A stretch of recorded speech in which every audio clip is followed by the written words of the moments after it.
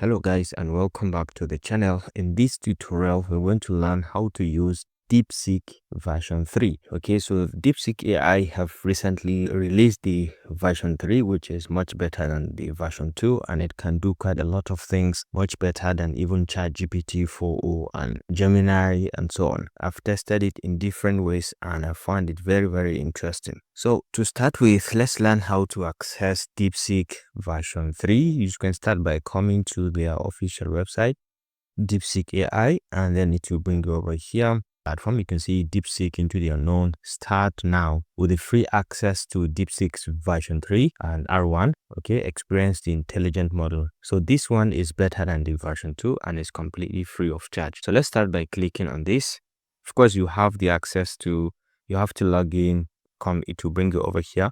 Once you log in with your username and password or with your Gmail, to bring you over here. Okay, so the platform actually looks like this. This is the search area. This is where you can message the DeepSeek and it is going to respond to you directly, just like the way you have a normal chatbot like ChatGPT. This is the normal look. And then down here you have the deep think capability. When you enable this, it is going to show you all of its thinking before it even analyze your question, how it is thinking, what it is analyzing. You'll be able to follow through, and then how it is solving the problem. Now this icon, if you enable it as well, it will enable the search capability of DeepSeek. It will enable it to go through some searches or sources in the website, and then you can report the sources and you can click them to access all of its sources. So it's very transparent and direct. And over here you have the option to upload files, and then it can be able to analyze the files. Okay, whether it's a journal paper or an article or an essay, it is going to read it and then it is going to analyze it for you critically. All right, so you have to enable or disable any of this if you're interested. Now to the left here you have the option to kickstart a new chat if you're interested, or you can see your chat history from here. And then down here you can of course click on its search history. You can rename it or delete it as you so wish. Over here you have some controls from your profile, and then you can get the app also if you're interested for your system. Now you can collapse this or bring it back if you're interested. Okay, so let's start from the beginning. Let's test something very direct and very straightforward. So let's ask it to write something, an essay of 1000 words on sustainability.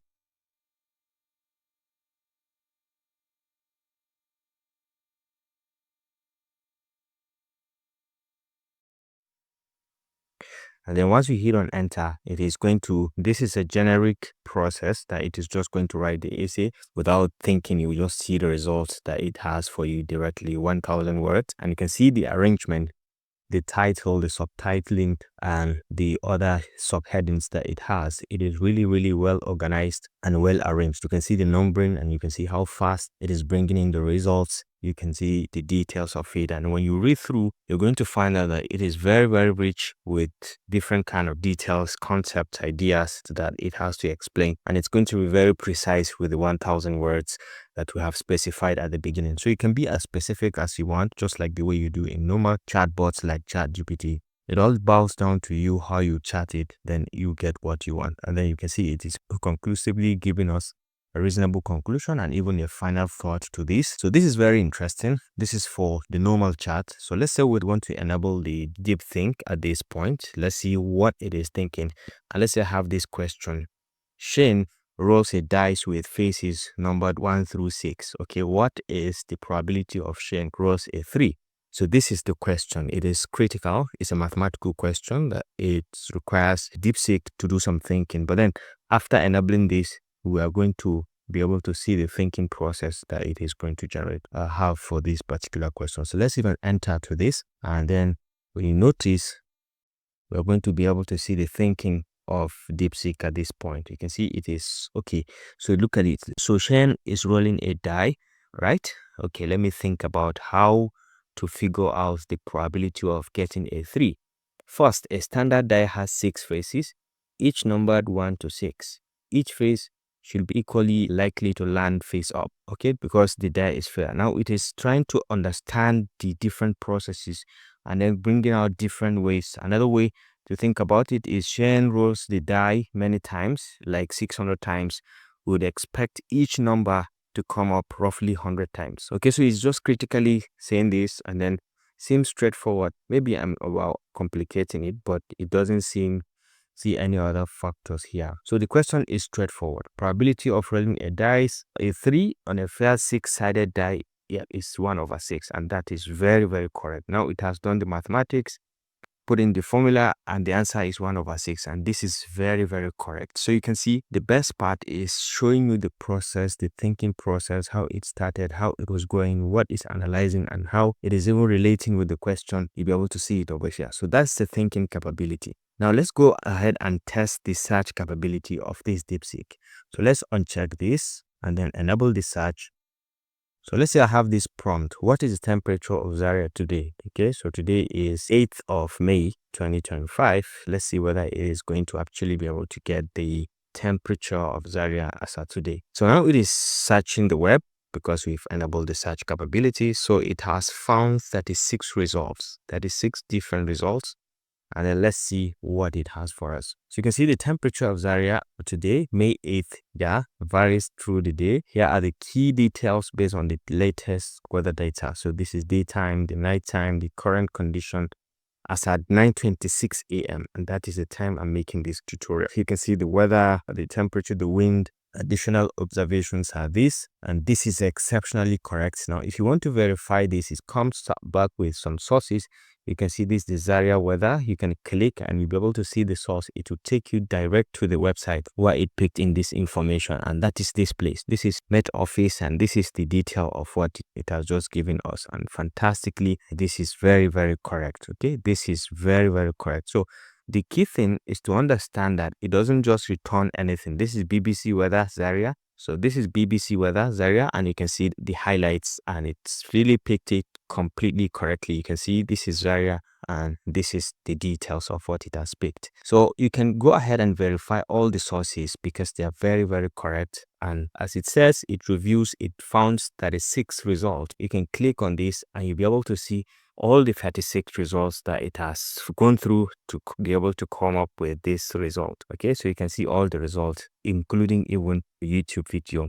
Okay, so it all boils down to you to signify how you want to use it and so on. You can regenerate this, or you can copy this and paste it somewhere. And you can thumbs it up or down depending on your interest. Okay, so this is the research capabilities. Now another thing, let's see how we can be able to upload some content, maybe a journal paper, and then see whether it is going to be able to summarize things for us.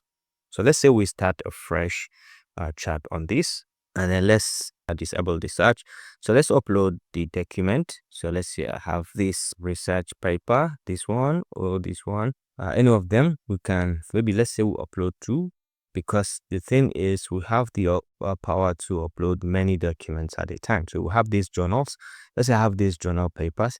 You can see we can upload up to 50 different items, maximum 100 megabytes each. So this is really, really rich in terms of what it can take and what it can analyze at the same time.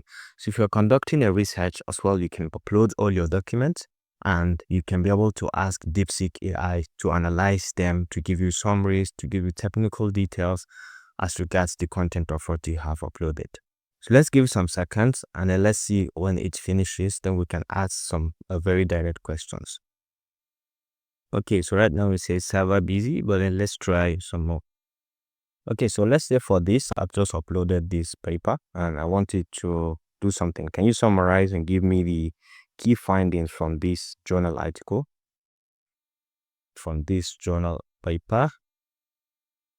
All right, can you summarize and give me the key findings from this journal paper? And then I can just go ahead and fill and enter.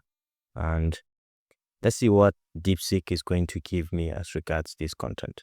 So you can see it is giving me the key findings: shift in flood management approaches. This is the paper highlights a transition in flood management strategies from flood control, the 2003 traditional flood management, flood risk management, flood risk assessment methods, flood resilience, global practices and case studies, and so on. Future directions. It is even giving me up to a conclusion stage. Okay, the paper advocates for integrating resilience into risk management to address increasing flood risks from climate change and urbanization. Okay, so key terms, it has given me some key terms used in the paper. So this is actually very, very correct. You can upload more than one paper and you can converse it with it directly.